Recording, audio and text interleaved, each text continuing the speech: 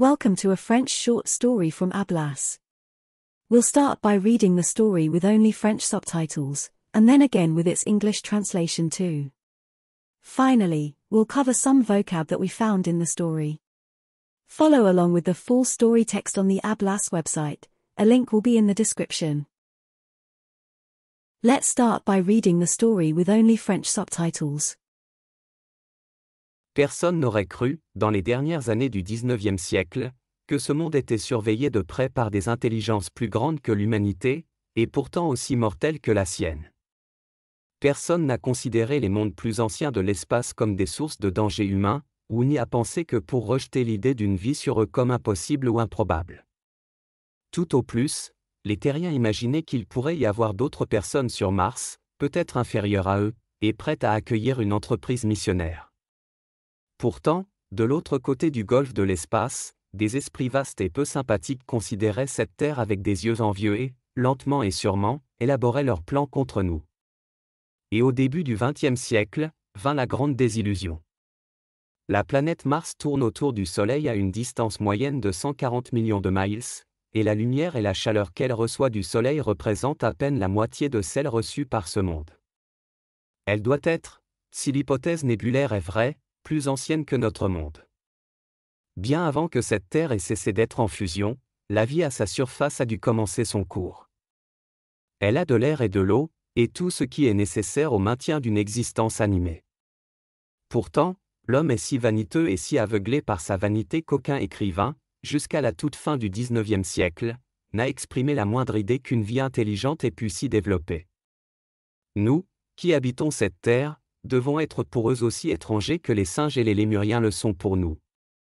Avant de les juger trop sévèrement, nous devons nous rappeler la destruction impitoyable que notre propre espèce a causée, non seulement sur les animaux, tels que le bison et le dodo disparus, mais aussi sur ses races inférieures. Les Tasmaniens, par exemple, ont été entièrement balayés par une guerre d'extermination menée par les immigrants européens, en l'espace de 50 ans. Devrions-nous nous plaindre si les Martiens faisaient la même guerre ? Les Martiens semblent avoir calculé leur descente avec une étonnante subtilité, leur savoir mathématique est évidemment très supérieur au nôtre. Si nos instruments l'avaient permis, nous aurions pu voir les troubles s'accumuler dès le XIXe siècle. Pendant tout ce temps, les Martiens ont dû se préparer. Une nuit, je me souviens, il y avait 3 faibles points lumineux, et tout autour, l'obscurité insondable de l'espace vide.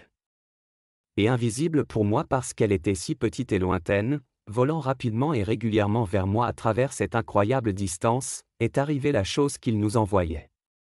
La chose qui allait apporter tant de luttes et de calamités sur la Terre.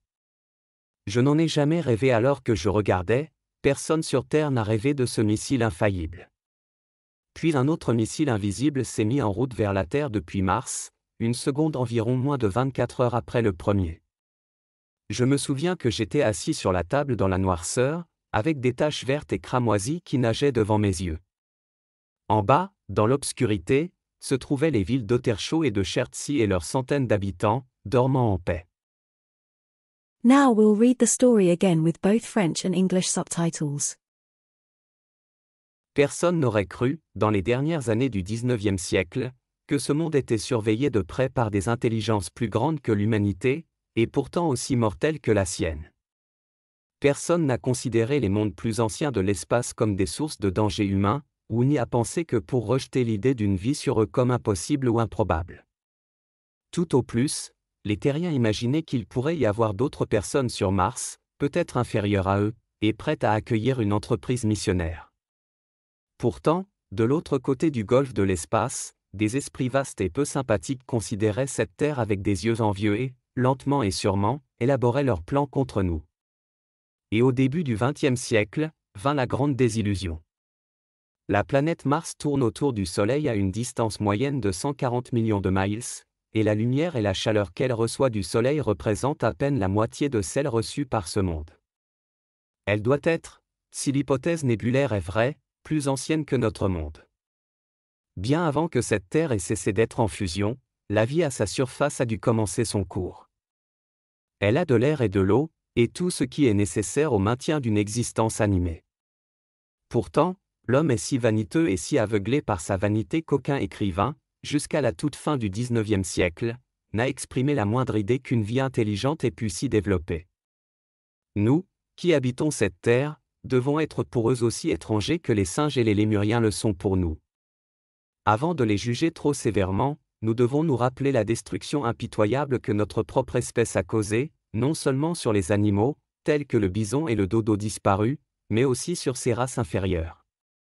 Les Tasmaniens, par exemple, ont été entièrement balayés par une guerre d'extermination menée par les immigrants européens, en l'espace de 50 ans. Devrions-nous nous plaindre si les Martiens faisaient la même guerre? Les Martiens semblent avoir calculé leur descente avec une étonnante subtilité, leur savoir mathématique est évidemment très supérieur au nôtre. Si nos instruments l'avaient permis, nous aurions pu voir les troubles s'accumuler dès le XIXe siècle. Pendant tout ce temps, les Martiens ont dû se préparer.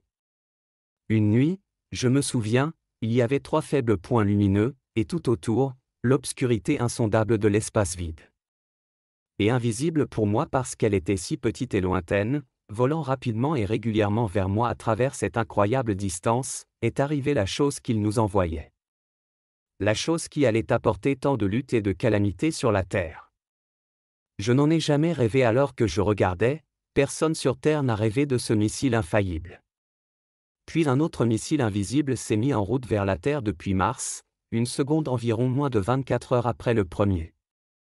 Je me souviens que j'étais assis sur la table dans la noirceur, avec des taches vertes et cramoisies qui nageaient devant mes yeux. En bas, dans l'obscurité, se trouvaient les villes d'Ottershow et de Chertsey et leurs centaines d'habitants, dormant en paix. Let's recap over the vocab we found in the story. Space. Espace. Earth. Terre. Planet. Planète. Alien. Extraterrestre. Subscribe for more content like this, and check out the website for more language learning resources and fun games. Thanks for watching.